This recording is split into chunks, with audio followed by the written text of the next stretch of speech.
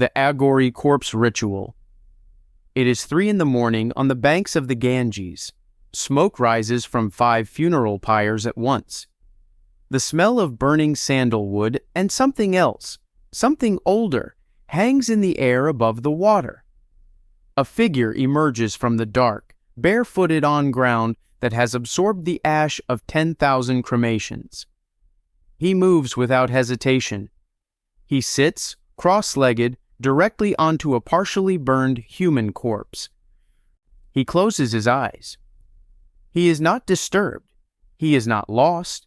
He is not performing some private madness in the dark. He is performing one of the oldest and most deliberately forbidden acts of worship in the history of religion. And according to his tradition, in this exact moment, he is the closest living human being to God. This is the Agori. And the British colonial officers who first documented what happened on these gates wished for the rest of their lives that they hadn't. The Agori tradition is traced formally to the medieval Saint Kina Ram, born around 1689 and believed to have lived past 100 years, whose ashram at Cream Kund in Varanasi still operates today as a registered pilgrimage site. But the roots of the practice stretch deeper, into the Kapalika skull-bearer tradition documented in texts from as early as 600 CE. Wandering ascetics who carried human skulls as their only ritual implement and lived permanently in cremation grounds. The Agori are, by their own account, not innovators. They are custodians of something very old. What they practice is the systematic, deliberate inversion of every taboo in Hindu society. Purity laws forbid contact with corpses. The Agori seek it. Caste law separates the living from the untouchable. The Agori eat from a single skull cup without distinction. Society turns away from death. The Agori turn toward it, not as a wound, but as a doorway. The logic is internally coherent and philosophically sophisticated. If God is truly in everything, then corpses, decay, and death must also contain God. The fear of death and the disgust at the body are not natural responses. They are the cage. To dissolve the cage, you must walk directly into what terrifies you, not once, every night, for years. The skull cups they use, the Kapala, have been confirmed in museum collections dating to at least the 10th century CE. The British Museum holds authenticated specimens. The specific theological requirement for the skull itself is precise and documented across multiple independent 19th century accounts by observers including Matthew Shering in 1872 and William Crook in 1896. The skull must come from a person who died violently or by drowning. Not any death, a specific death. That level of theological precision implies centuries of accumulated and transmitted doctrine, not improvised local superstition. By the early 19th century, the East India Company found itself facing something it had no legal framework for. Bengal Regulation 17 of 1829 specifically targeted practices at cremation grounds. British magistrates in Varanasi filed 14 formal prosecution attempts between 1820 and 1860. Every single one failed. Not because the practices were hidden, because obtaining witnesses was effectively impossible. The communities around the burning ghats did not experience the Agori as criminals. They experienced them as something else entirely, something that required a different category. What made the colonial documentation so uncomfortable was not the ritual itself. It was what the Agori appeared to know, their understanding of the human skull, which sutures to read, which pressure points correspond to which neurological functions, how to map the cranium's geography, corresponded in its specifics to findings that Western medicine would not formalize until the 20th century. Robert Svoboda, who spent 3 years in direct study with Agori master Vimalananda and published his account in 1986, documented this knowledge in precise detail. No one has satisfactorily explained where it came from or how long they have carried it. Mainstream scholars classify the Agori as a left-hand tantric path, Vama Marga, a philosophically rigorous antinomian tradition in which transgression is a technology rather than a symptom. Scholars like David Gordon White, in his 2003 work Kiss of the Yogini, treat it as one of the most internally sophisticated paths in all of South Asian religion. That framing is fair, and it still doesn't answer the anatomical question. Some researchers ask whether the Agori represent the last living transmission of a shamanic tradition that predates Vedic Hinduism by thousands of years, one that was never reformed or institutionalized because it never needed to be. Not because it was primitive, because it was already complete. The British didn't ban it because it was backward.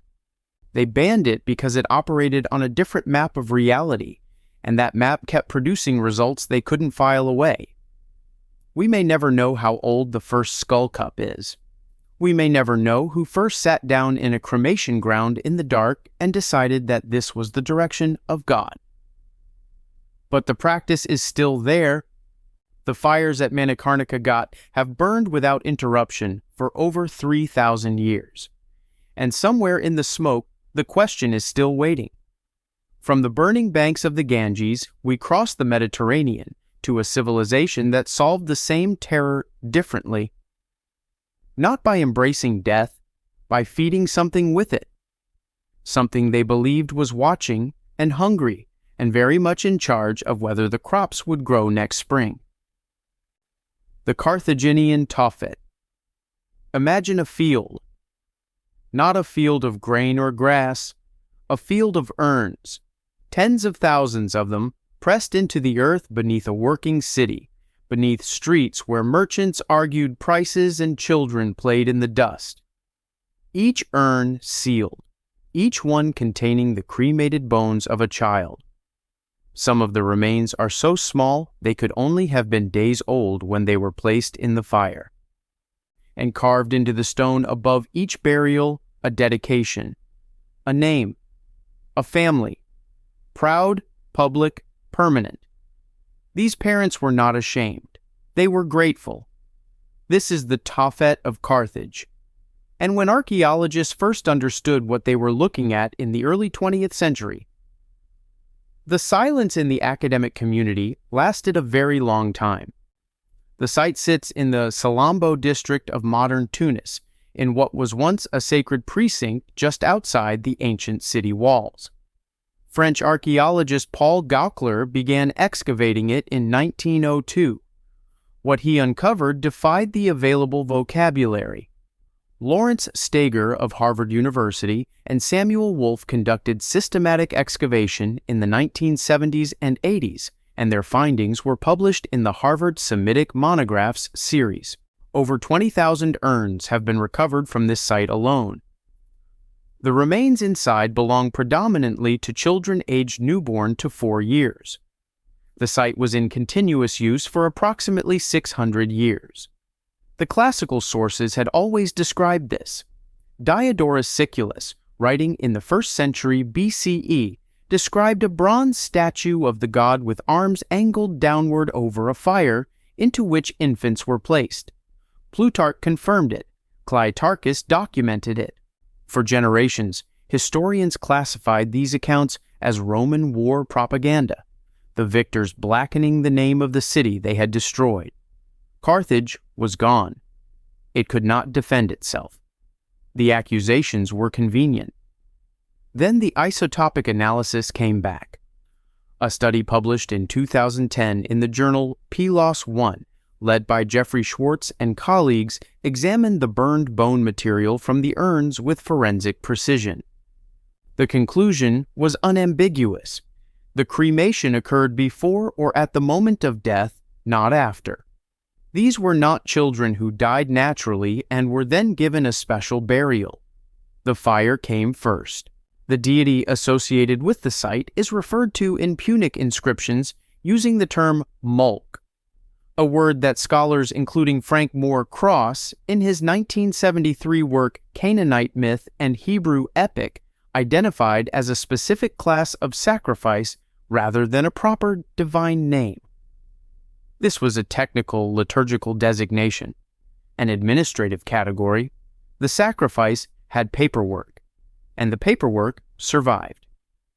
The votive stelae, stone markers found throughout the Tophet, are inscribed with family dedications, identifiable names, and expressions of gratitude. One formula appears repeatedly, because he heard my voice and blessed me. These were not secret offerings made in terror.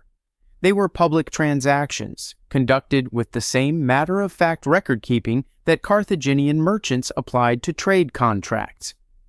The families came back, they did it again. And when military disaster threatened the city in 310 BCE, Diodorus records that Carthage sacrificed 200 children of noble birth in a single ceremony, and that private citizens who had previously substituted purchased children came forward to sacrifice their own. Identical Tophet precincts have been found at Carthaginian colonies in Matya in Sicily, Theros in Sardinia, and on Malta. This was not a local aberration or a product of a single community's extremity. It was an institutionalized religious system exported across the Western Mediterranean as a core component of Carthaginian civilization. The mainstream debate has shifted significantly since the isotopic analysis. Scholars who had defended the natural death interpretation have largely gone quiet on the specific question of how the children died. The remaining debate concerns scale and motivation. Whether every urn represents sacrifice, or whether the site also includes some natural deaths, and whether the motivation was fear or genuine theological conviction that this exchange was necessary and good. But here is what no mainstream explanation fully addresses. When Rome destroyed Carthage in 146 BCE, they looted everything of value systematically and documented their conquests extensively. They did not document the Tophet. They buried it under new construction. That is not what you do with enemy propaganda. That is not what you do with evidence you want to display to justify your victory. That is what you do with something that made the soldiers who found it unwilling to describe it in writing. Some researchers ask whether the Tophet represents the endpoint of a theological tradition that once spread across the entire ancient Mediterranean, and whether the explicit biblical prohibitions of the Moloch sacrifice in Leviticus, issued precisely because the practice was a real and present temptation, suggest that Carthage was not the exception, but the last practitioner of something that most of the ancient world had abandoned. I.e., the question underneath all of it, what did 600 years of this sacrifice produce? What did they believe they were receiving in return? And why, when Rome burned the city to the ground and salted the earth, did they refuse to speak about what they found in the field of urns? From the silent ashes of North Africa, we travel north into the mystery cult underground of the ancient world, where the forbidden ritual wasn't about killing someone else. It was about dissolving yourself. The Dionysian Mysteries. The Roman Senate in 186 BCE was not easily frightened. These were men who had survived Hannibal's crossing of the Alps, who had watched Carthaginian war elephants tear through Roman legions at Cannae, who had governed an empire held together by the organized application of controlled violence. But when the consul Spurius Postumius Albinus stood before the Senate and described what was happening in the forests outside Rome at night, the chamber went quiet in a way that it rarely did. What he described wasn't a political conspiracy in the conventional sense. It was something that had spread, he said, like a contagion. And within weeks, the Senate would pass one of the most sweeping religious bans in Roman history, executed with a speed and a thoroughness that suggested genuine fear rather than political calculation. The Senatus Consultum de Bacchanalibus of 186 BCE survives. It is not a literary source. It is not a historical account written generations later by someone with an agenda. It is government paperwork, stamped in bronze, unearthed in Calabria in 1640, now held in the Kunsthistorisches Museum in Vienna. It orders the destruction of all bacchanalian shrines across Italy. It prohibits gatherings of more than 5 people for these rites. It prescribes death for organizers. Livy, writing in his Ab Urbi Condita, records that more than 7,000 people were implicated in the initial investigation, and that executions were more numerous than imprisonments. What were they doing? To understand the rite, you have to go back past Rome, past the Italian peninsula, to the hills of Greece where Dionysus, the god of wine, ecstasy, and the dissolution of boundaries, had been worshipped in forms that made the orderly Greek city-state deeply uncomfortable for centuries. Euripides captured it in the Bacchae, performed posthumously in 405 BCE. The play describes the Maenads, the raging ones, the women who followed Dionysus into the mountains, and what happened when the ecstasy reached its peak. The participants tore a living animal apart with their bare hands and consumed the raw flesh immediately. This was sparagmos, the divine tearing. And this was omophagia, the eating of the raw. The theological logic was precise. By consuming Dionysus in his animal form, in his flesh still warm, still twitching, you were not eating an animal. You were eating the god. You were taking him inside you. The boundary between worshipper and deity dissolved in blood and in meat. Euripides does not present this as horror. He presents it as the most terrifying and the most liberating thing a human being can experience. His character, Acave, tears apart her own son Pentheus in divine madness, believing him to be a lion. She is not a monster in the play. She is a woman who encountered something real and was not built to survive the encounter. The physical evidence is not limited to texts. The Villa of the Mysteries at Pompeii, dating to approximately 60 BCE, preserves the largest surviving sequence of mystery cult imagery in the ancient world. The frescoes span an entire room, 15.5 meters by nearly 6 meters, and depict an initiation sequence in exact, careful order. Scholars have debated their meaning for over a century. The sequence includes a young woman being flagellated, a figure in post-ecstatic collapse, and a final panel showing a winged female deity raising a whip over a kneeling figure whose expression has never been fully agreed upon. Terror and ecstasy, in the human face, can look identical from the outside. The fresco has never been fully explained. When the practice spread to Rome from Etruria in the early 2nd century BCE, it crossed every social boundary the Roman state depended on. It brought together men and women, slaves and citizens, the highborn and the poor in ceremonies conducted at night, in forest clearings, outside the city walls, outside the reach of Roman law. Livy specifically notes that the rites had evolved to include what he describes as violations, prophetic convulsion, and behavior that he found impossible to categorize under any existing legal framework. The Senate sphere was not primarily moral, it was political. The rites created loyalty to a god rather than to Rome. And a citizen who had experienced what the Bacchantes claimed to experience was not the same citizen as before. The mainstream view among classicists is that the Dionysian mysteries were a controlled ecstatic outlet, a psychological safety valve in an extremely rigid society, and that the Senate's panic was political overreaction to a cult that had become organizationally complex enough to be perceived as a state within the state. Scholars including Walter Burkert and Albert Henriks have argued this persuasively. But the bronze tablet doesn't read like a document produced by political overreaction. It bans the practice even in private, even for individuals worshiping alone. You don't write that kind of law against a social club.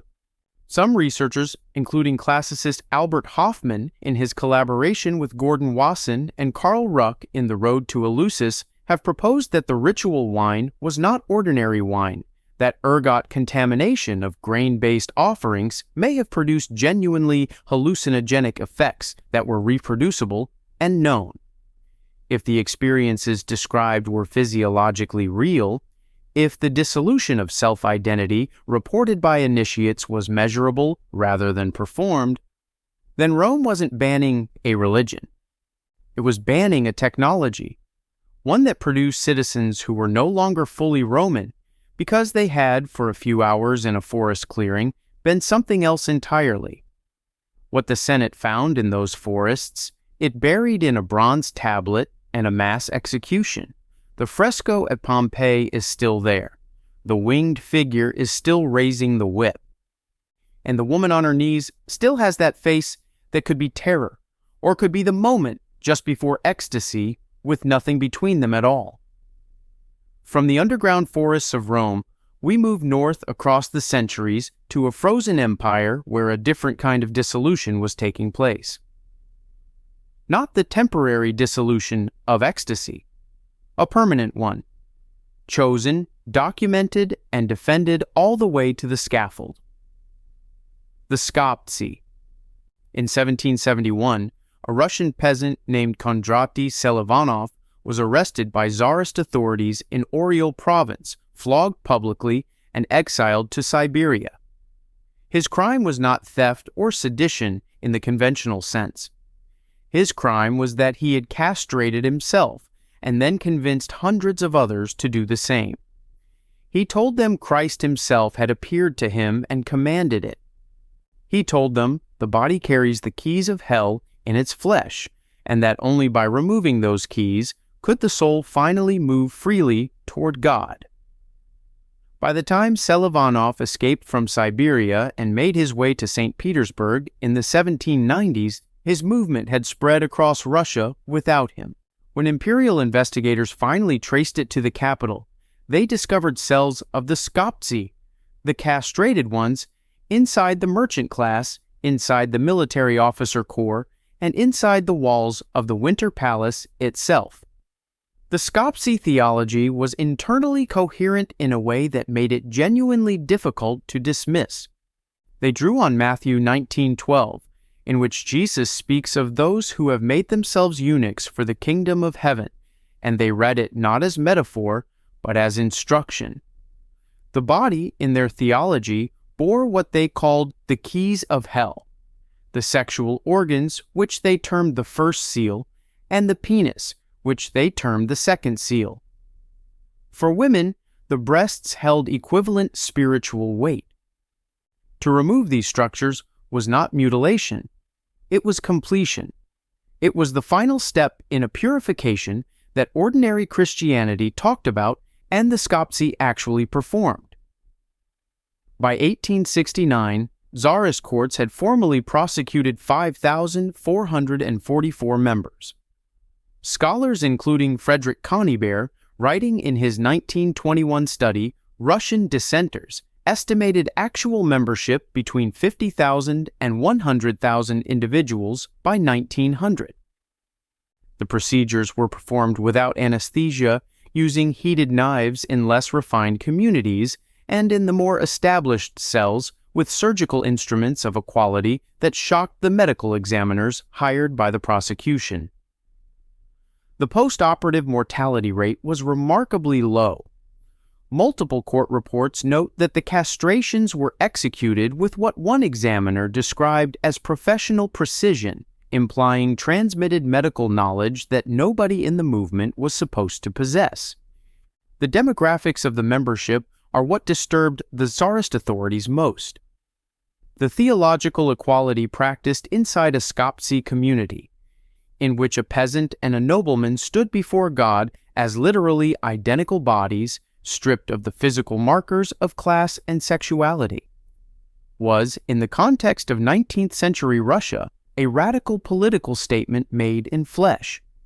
At least 3 members of the St. Petersburg merchant elite, 2 military officers at the rank of colonel or above, and 1 documented member of the imperial court household were identified during various suppression campaigns. The Tsarist government's response to Selivanov himself was telling. They did not execute him. They confined him to the St. Petersburg Asylum for the Insane from 1820 until his death in 1832, conducting repeated interviews throughout his confinement. You do not interview a madman for 12 years. You interview someone who knows something you cannot fully categorize. The Skoptsi survived Napoleon's invasion, the liberation of the serfs, the revolution of 1905, and the fall of the Romanov dynasty. Soviet authorities conducted mass arrests in 1929 and 1930. The NK-5D photographers documented what they found. Those photographs were classified for decades. Multiple former members interviewed after arrest described experiences of profound luminous perception following the surgery, a specific quality of inner light they reported with striking consistency across interviews conducted in different cities by different interrogators years apart. Romanian Skoptsi communities, documented by ethnographer Paul Mitrescu in 1899, had maintained the practice for 3 generations in complete isolation from the Russian core. Same theology, same procedure, same specific vocabulary. No communication between them that investigators could identify. The theology, apparently, was self-sustaining without leadership, without texts, without coordination. The mainstream view treats the Skoptsi as a radical product of Russia's tradition of dissident spirituality, an extreme expression of body denial theology with genuine internal logic, appealing most powerfully to people for whom the existing social order had no legitimate claim on their bodies anyway. That view is defensible. But it does not explain why the NKVD classified the photographs or why 3 separate governments across 2 centuries found the sect disturbing enough to seal its highest-ranking members' identities rather than publish them as cautionary examples.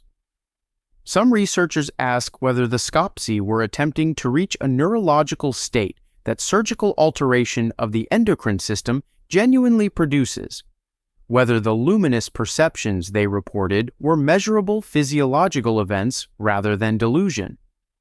We don't know. The records that might answer that question are still sealed. From the Frozen Empire, we travel back 5 centuries and across the world to the jungles of central Mexico, where a different kind of transformation was taking place.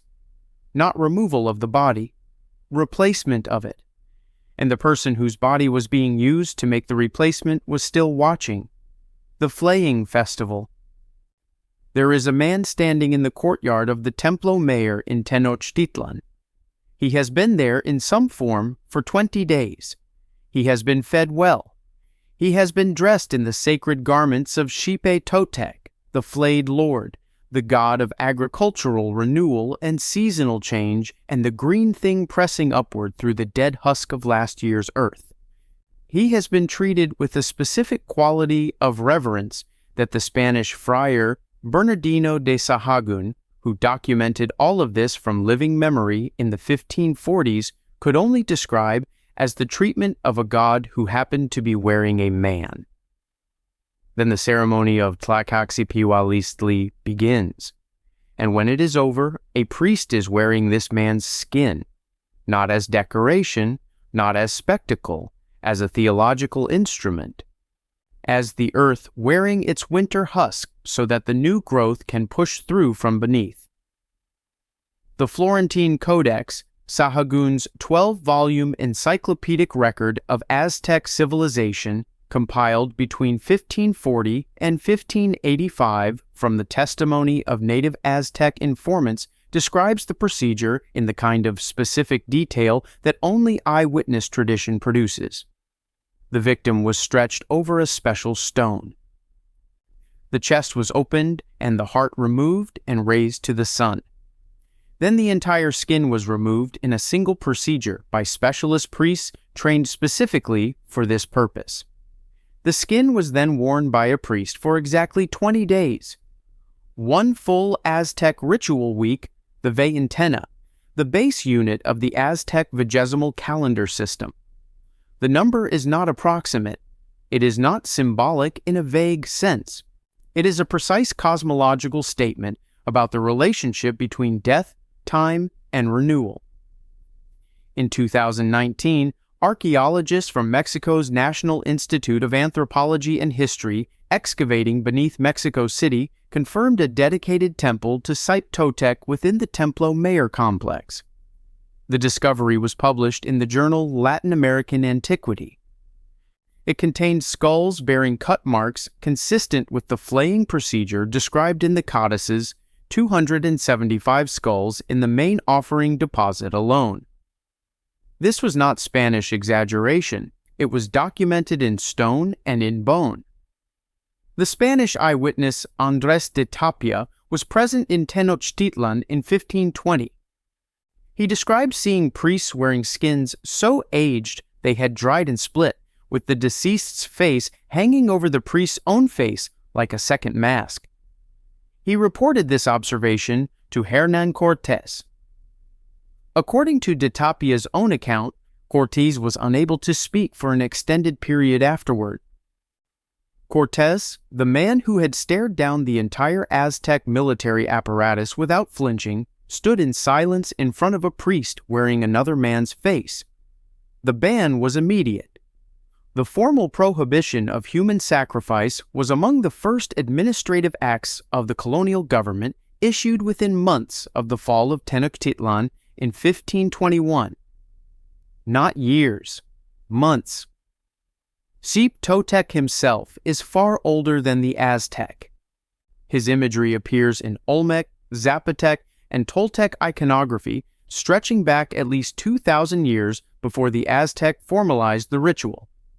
Art historian George Kubler traced the iconographic lineage in his 1962 work, The Art and Architecture of Ancient America, noting that the specific combination of flayed skin, agricultural renewal, and seasonal sacrifice appears to have been transmitted across Mesoamerican cultures over millennia, rather than independently invented by each of them. The mainstream scholarly view, articulated most thoroughly by David Carrasco in City of Sacrifice and by Cecilia Klein across multiple papers, frames Tlacaxi-Pehualistli as one of the most philosophically sophisticated ritual systems in the ancient world. Xipe-Totec is the dry husk of last year's corn. Wearing his skin is wearing the earth's winter coat. The sacrifice is not cruelty in this framework. It is the highest possible participation in the cycle that sustains all life. The captive dies as the god. His skin becomes the instrument of cosmic renewal. That explanation is internally coherent. It is also the explanation the Aztec themselves gave, consistently across multiple independent informant accounts. But Sahagun's informants, native Aztec nobles who had converted to Christianity and who had every reason to distance themselves from the old practices, described a specific moment during the ceremony when even participants experienced something they called Teixiptla, a moment when the priest in the skin was genuinely no longer identifiable as human. They did not describe this as a theatrical effect. They described it as a fact of the ceremony, as something that reliably occurred. Some researchers ask whether Tlacaxi-Pehualistli preserves a memory from the very earliest layer of shamanic tradition, a time before the symbolic substitution was necessary, before the ritual required a human proxy, because the priest himself underwent the transformation directly. Whether the skin wearing is not the innovation, but the remnant of something more literal that the ritual had slowly, carefully, institutionally made safe. We cannot ask the priests.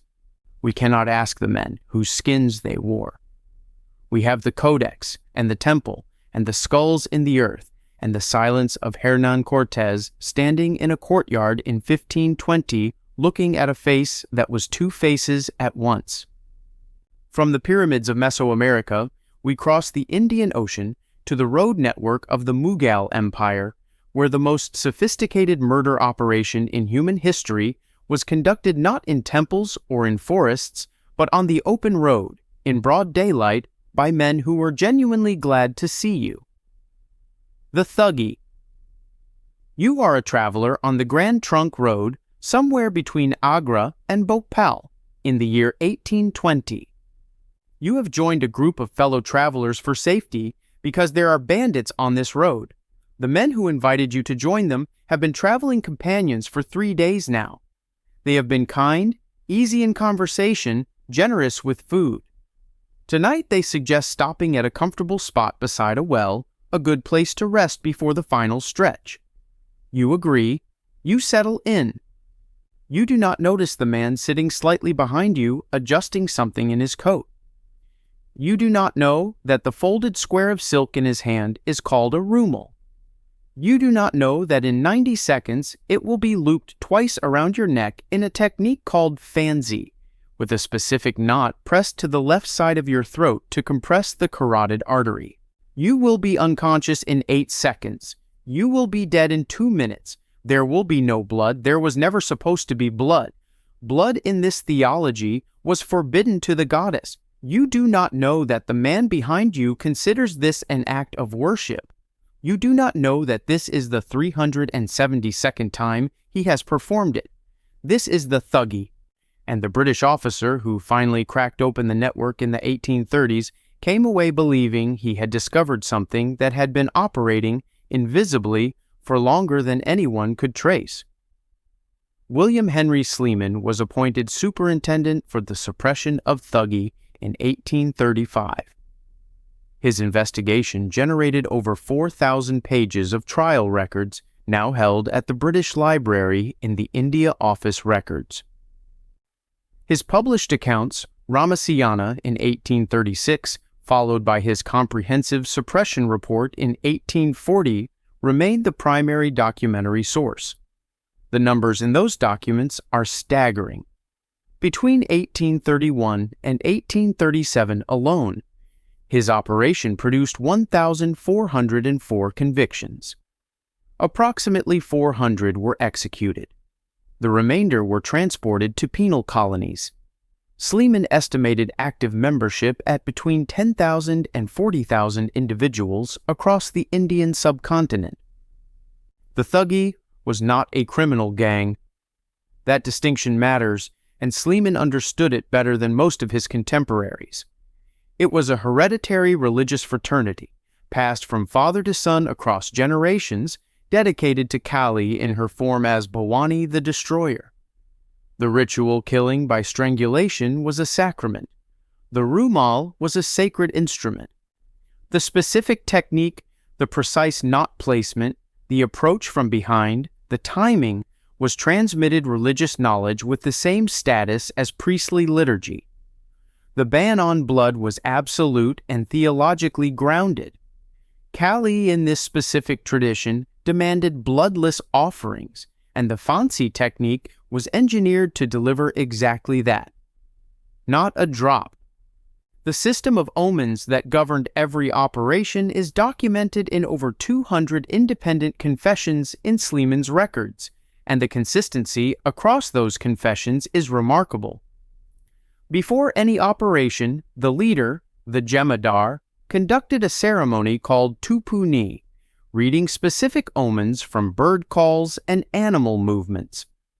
Particular omens could abort the mission entirely, regardless of how perfectly positioned the target was. This theological override system was not a formality. It was a genuine constraint that former members described as having prevented operations on multiple occasions. You do not invent that kind of inconvenient theological constraint as a cover story.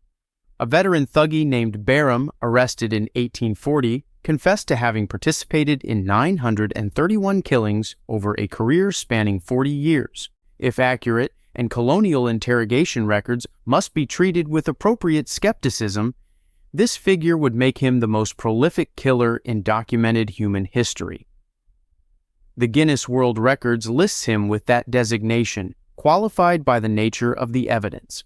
The theological consistency, documented across Bengal, Rajputana, Punjab, and the Deccan, confessions taken independently by different interrogators, years apart, across thousands of kilometers, is the detail that most resists a purely criminal explanation. The specific ritual details appear with the kind of uniformity that indicates transmission rather than improvisation. Historian Kim Wagner, in his careful academic treatment of the suppression, argues persuasively for a more fragmented picture than the British imperial narrative allowed. But even the fragmented picture contains a thread that runs through it, taut and continuous, back to the earliest reference to strangulation-based ritual killing in the 14th century text Tariq-i-Firoz Shahi, where the practice is already described as established and mature. Some researchers ask whether the Thuggee preserves the oldest surviving stratum of goddess worship in South Asia, one in which the offering of a human life to the earth through specific bloodless means was understood as a direct maintenance of the cosmic cycle, and whether the British suppression campaign, however justified in its immediate humanitarian aims, destroyed the last living practitioners of a tradition that predated the Vedas. We cannot know. The records are rich enough to document the suppression in granular detail. They are silent on the tradition's origin. From the forest roads of the Mughal Empire, we cross the equator and travel west to the Congo Basin and the forests of West Africa, where a different kind of brotherhood was conducting its own theology. Not strangulation, transformation. Specifically, the transformation of a man into something that the jungle had always contained, and that the colonial officers who discovered it could not bring themselves to name directly in their official reports. The Leopard Society. The wounds looked like a leopard attack. The British colonial physicians in Sierra Leone who examined the bodies in 1895 knew what leopard wounds looked like. They were in leopard country. A deep parallel claw marks, 4 or 5 tracks, spaced correctly for a large cat.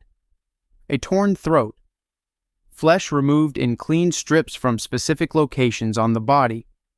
No struggle marks inconsistent with an animal kill. No human footprints at the scene. It took years before the colonial authorities admitted what the forest communities had known all along. There were no leopards. There were men. Men who wore iron gauntlets fitted with curved blades, spaced exactly to produce the marks of a leopard's claws, who moved through the forest barefoot and had learned to kill and vanish without leaving a human trace. And their reason for becoming leopards was not concealment, it was theology. The Anyoto Anyota, known in colonial records as the Leopard Society, operated across the Mende territories of Sierra Leone, the interior of Liberia, and the Ituri forest region of the Belgian Congo. The iron claw weapons, the boloko, confiscated during the 1912 Sierra Leone trials are preserved in the Pitt Rivers Museum in Oxford. The claw spacing in the metal exactly matches the wound patterns recorded in the post-mortem examinations. This is not circumstantial, it is precise. The 1912 trials produced 87 convictions and 53 executions, the largest mass execution in Sierra Leone's colonial history. The trial records are held at the National Archives in Kew. What those records document is a hierarchical system of extraordinary organizational sophistication. Junior initiates performed the killings. Senior members, designated by a title that translates roughly as owners of the body, directed operations and performed the ritual consumption that followed. Specifically, the liver and the heart, removed with a precision that colonial medical examiners noted required anatomical knowledge beyond what a random attacker would possess. The most senior grade of the society was understood by all members to have completed a partial transformation. These individuals were believed to be capable of genuine communication with actual leopards. 12 independent confession statements in Sleeman's Sierra Leone equivalent, the colonial prosecution records, contain this specific claim independently from witnesses who had never spoken to one another. The underlying theology draws on the concept of niyama, spiritual power accumulated through killing, documented by anthropologist Victor Turner in his fieldwork among the Ndembu in the 1950s and published in The Forest of Symbols in 1967. In this framework, the leopard is the apex predator of the forest, the concentrated embodiment of niyama. To kill in the manner of the leopard, to consume the leopard's chosen organs, and to repeat the ritual according to exact prescription was to progressively accumulate the leopard's nature. Not symbolically, actually. The boundary between human and animal identity was not in this cosmology fixed. Here is what demands explanation. Belgian Congo authorities, operating independently and without coordination with the Sierra Leone colonial apparatus, documented a parallel leopard society network in the Ituri forest between 1900 and 1910. Their reports describe the same hierarchical initiation structure, the same ritual weapons with the same claw spacing, the same organ consumption protocol, the same theology of transformative killing. These two variants were separated by over 3,000 kilometers of some of the most impenetrable forest on the continent. The Belgian and British colonial authorities were not sharing information with each other efficiently enough to fabricate a consistent account. What they found independently was the same thing. The mainstream historical view, shaped significantly by the work of scholars including Arthur Abraham on Sierra Leone secret societies, frames the leopard society as one of several social institutions that pre-colonial West and Central African societies used for community governance, contract enforcement, and conflict resolution. The ritual killing served primarily as a terror-based deterrent and a demonstration of the society's power and reach.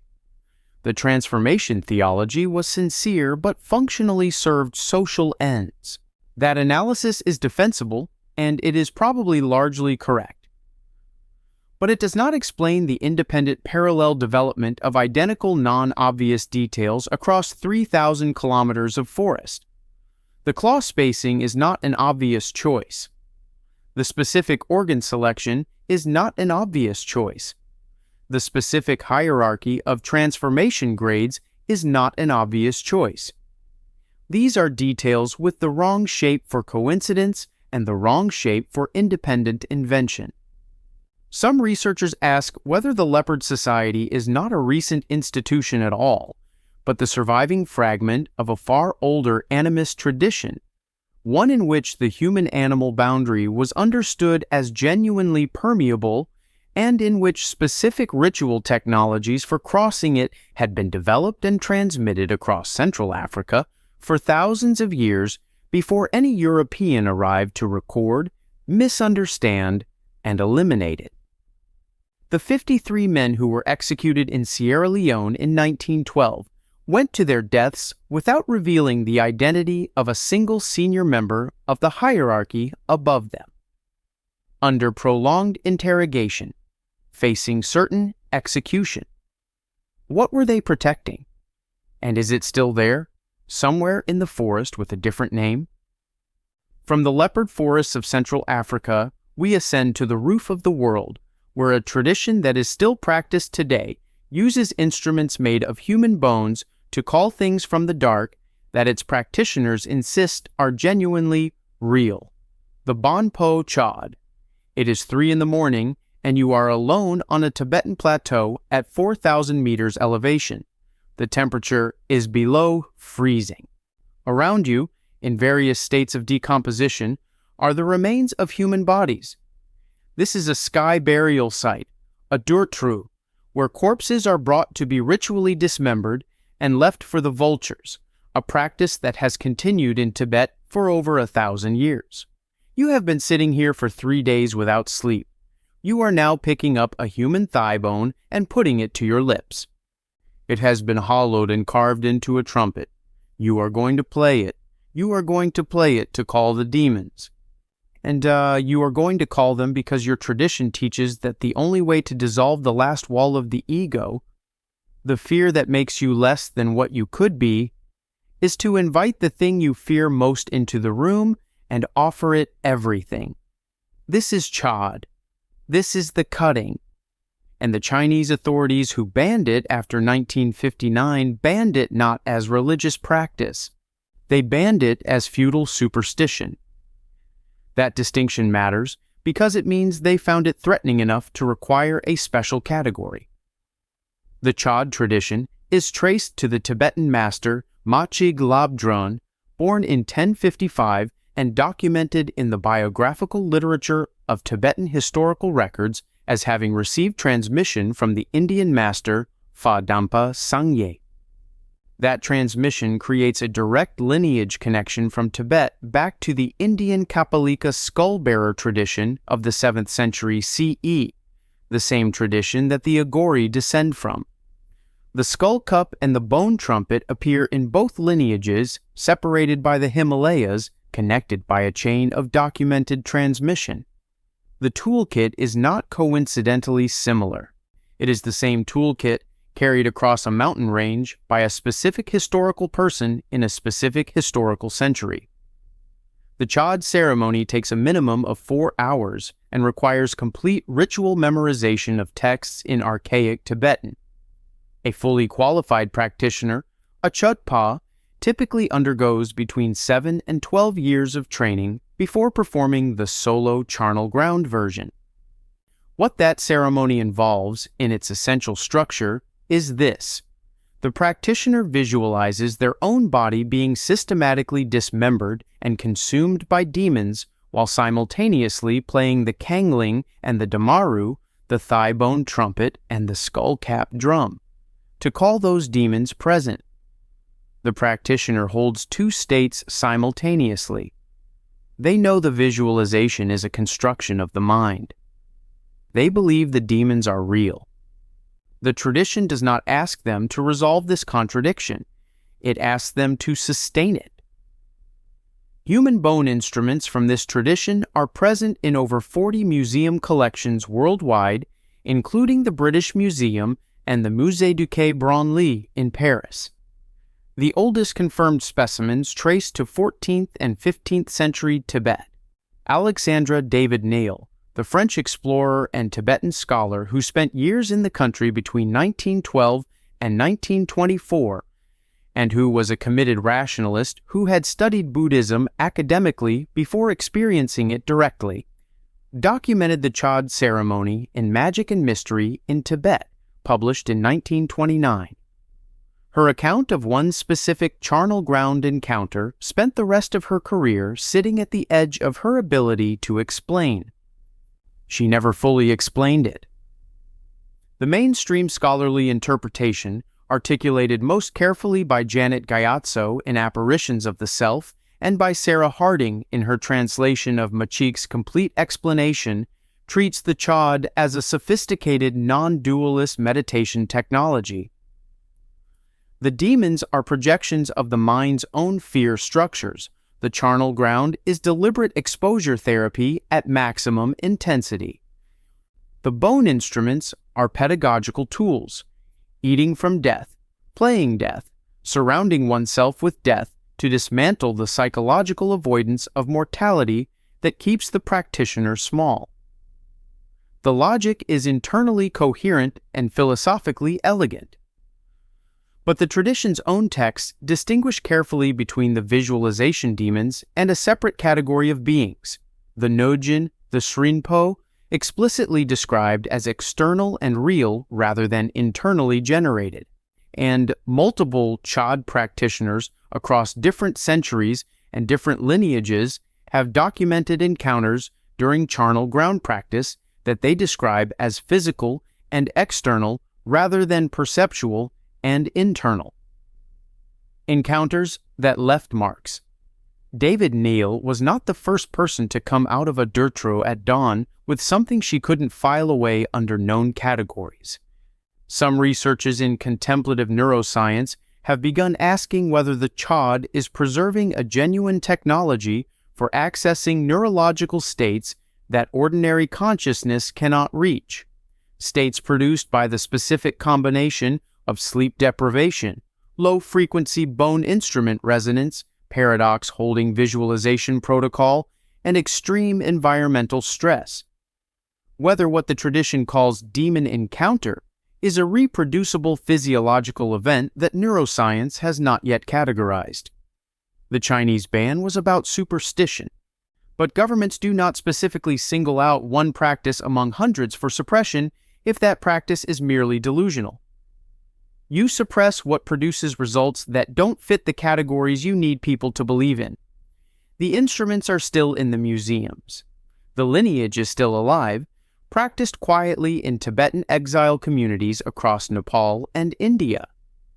And somewhere in the Himalayan dark, at 4 a.m, someone is still playing a bone that used to be a person, calling something toward them out of the cold. From the frozen roof of the world, we descend through the centuries to the sun-drenched center of the Roman Empire, where an emperor could walk through a specific neighborhood in Rome and see, carved in stone above a sealed chamber, the words, "Reborn for eternity." Where that rebirth came from would be the most uncomfortable discovery in Vatican history: the Torobolium. You are standing in a pit. It is roughly the dimensions of a grave, dug into the earth beneath the city. Above your head, a wooden grate has been laid across the opening. On that grate, a bull is being led into position.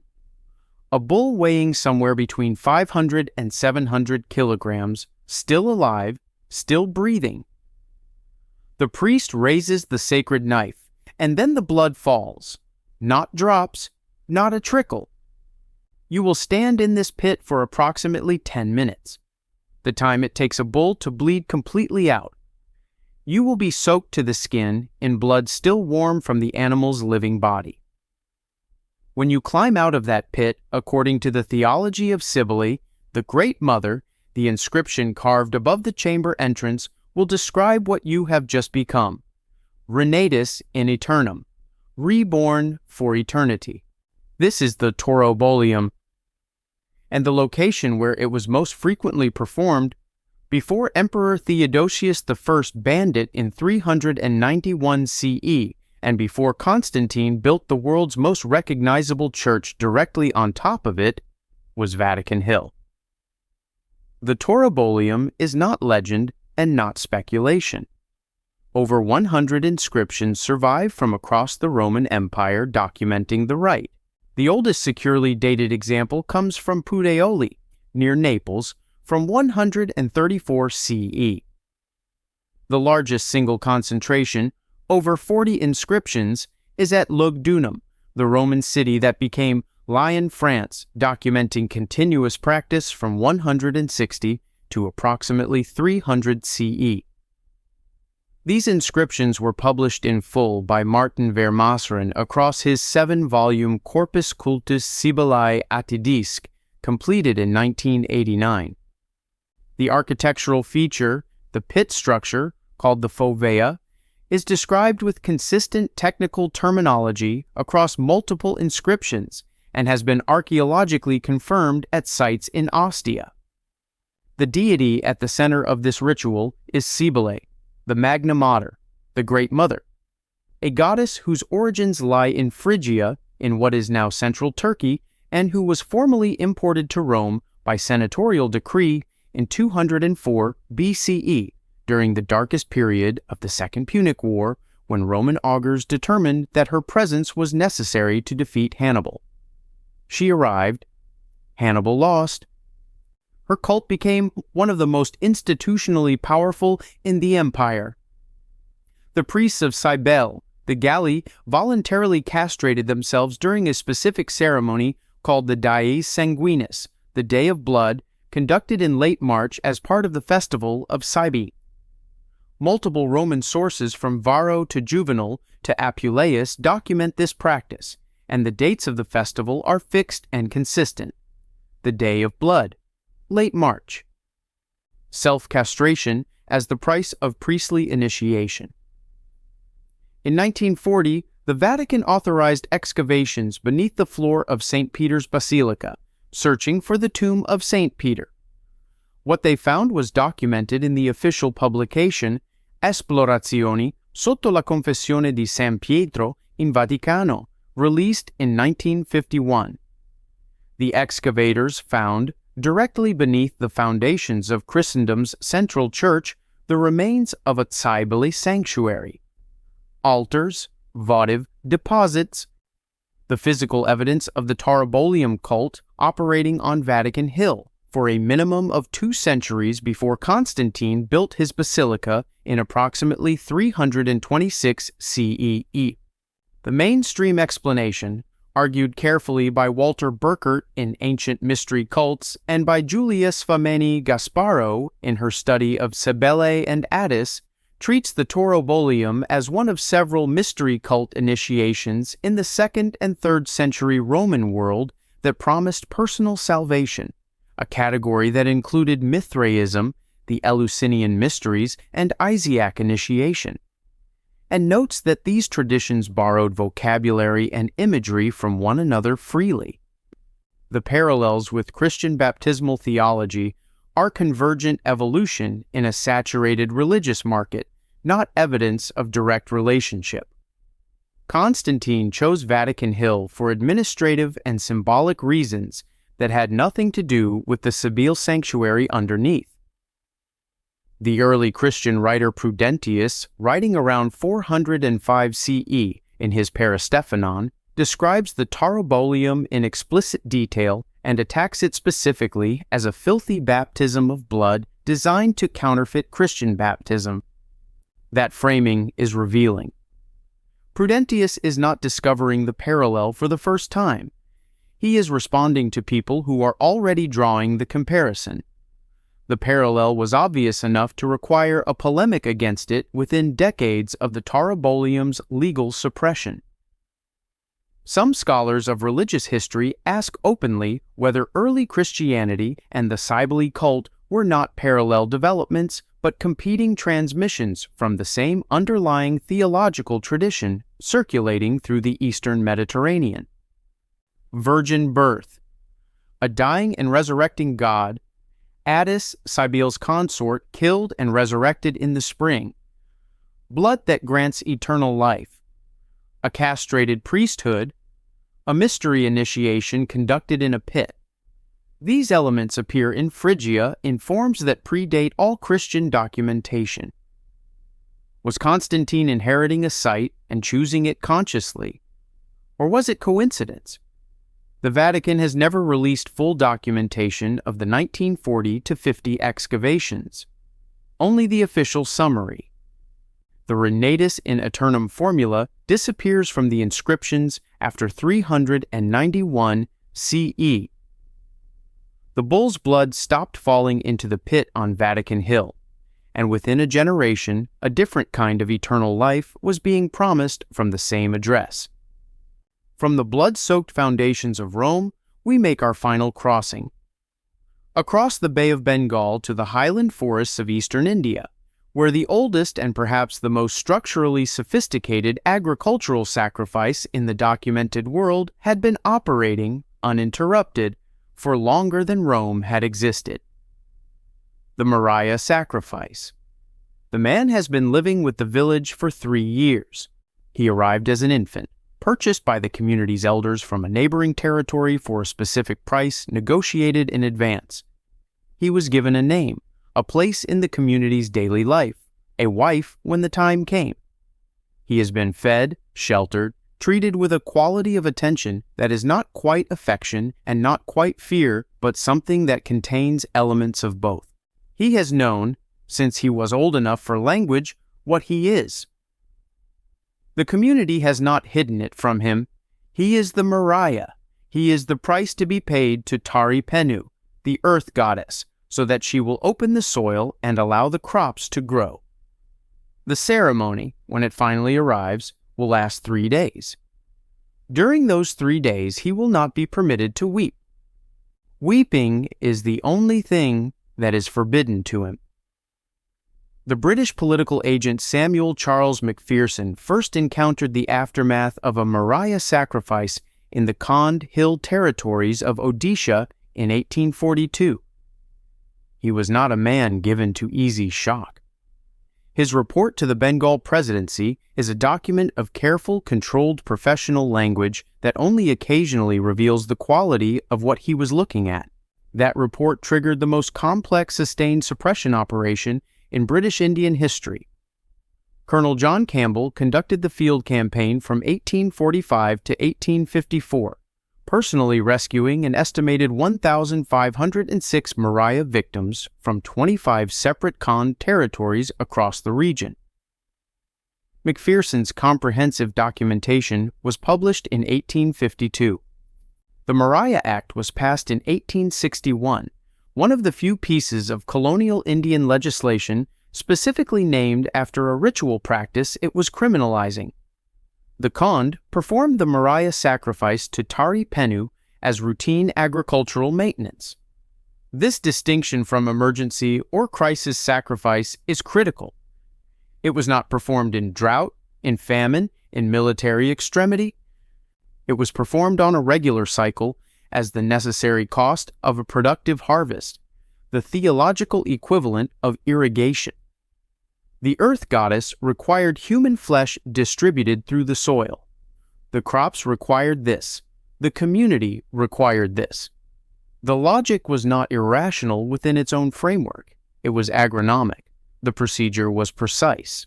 The Maria victim was anesthetized before the killing using a preparation documented in Kond oral accounts as derived from the datura plant, a pharmacological sophistication confirmed by W. W. Hunter in his 1872 study Orissa, which describes the sedation protocol in specific detail.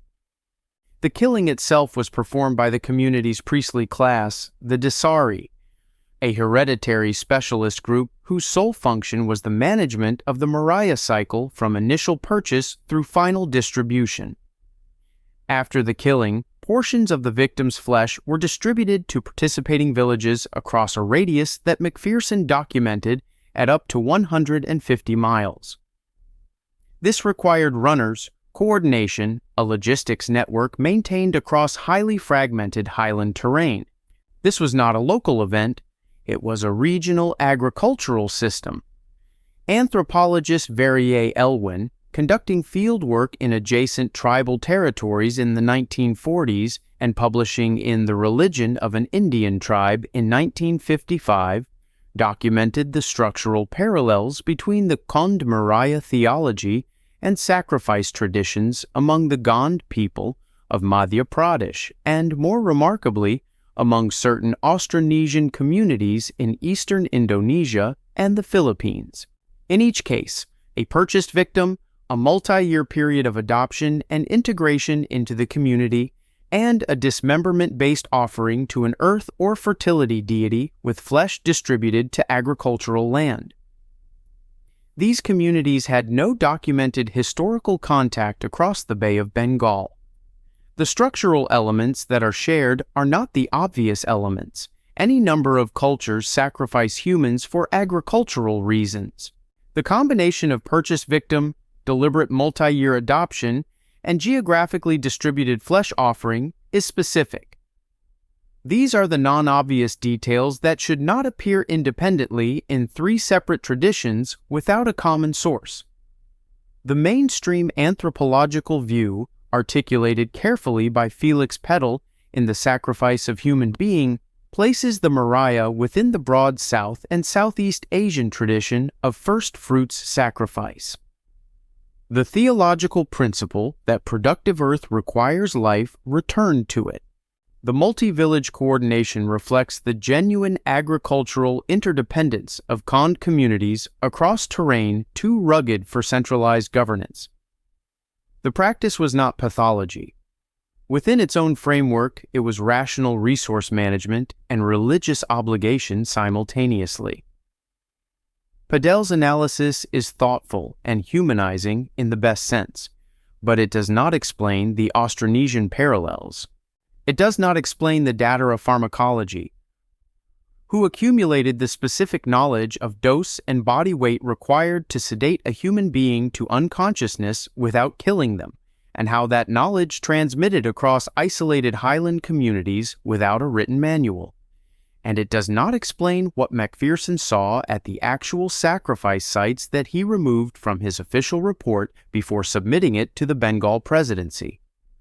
His personal papers, held at the British Library, contain material that was redacted from the official record.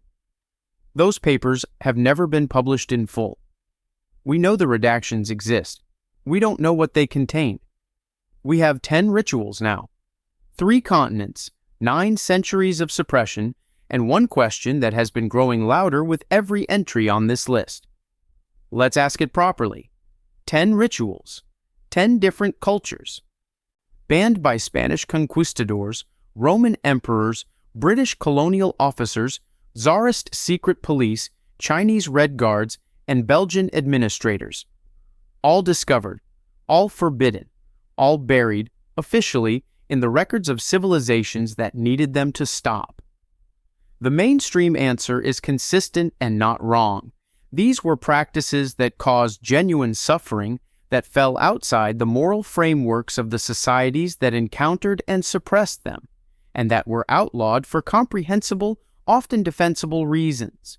The Thuggee killed travelers, the Tophet cremated children, the Skopje permanently mutilated thousands. No honest accounting of these rituals should erase the suffering they produced, but the mainstream answer has a shape problem. It explains why each ritual was banned. It doesn't explain why each ritual was structured the way it was. Why did 3 separate traditions, Agori, Kapalika, Bonpo Chud, independently arrive at the same toolkit of skull cups and bone trumpets as the optimal instrument for their specific spiritual technology? Why did the Conde Maria and the Austronesian equivalents share the precise, non-obvious combination of purchased victim, deliberate adoption, and geographically distributed flesh? Why did the Torabolium operate on Vatican Hill for 2 centuries before the institution that replaced it chose the same address? These are not questions with clean answers. Some researchers see transmission, a body of knowledge moving through cultures via routes that official history doesn't map. Others see deep psychological universals producing similar forms independently, the way that unconnected languages develop similar sounds for similar meanings. Both explanations are partial. Both leave something on the table. What is harder to dismiss is the pattern of suppression itself. Every civilization that encountered these rituals found them not merely offensive, but specifically threatening. Threatening enough to seal the records, classify the photographs, bury the excavation findings, redact the reports. Offensive practices get documented and displayed as evidence of the suppressor's superiority. Threatening practices get buried. The question underneath every entry on this list is not whether the practice should have been stopped. It's what specifically made it threatening enough to erase rather than exhibit. Most people encounter these rituals in a footnote, a sanitized museum label, a redacted paragraph. They accept the label, primitive, superstitious, barbaric, and move on. You made it here. Which means you understand that the things that get buried are almost never buried because they're empty. They're buried because they contain something that the civilization doing the burying couldn't afford to leave in the open.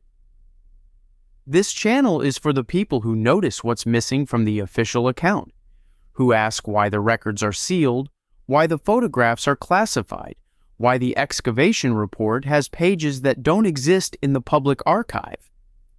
Hit subscribe and make this your permanent excavation site. Now go to the comments.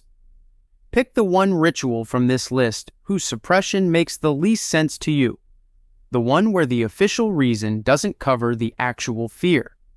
Make your case. We want to hear the argument you'd build.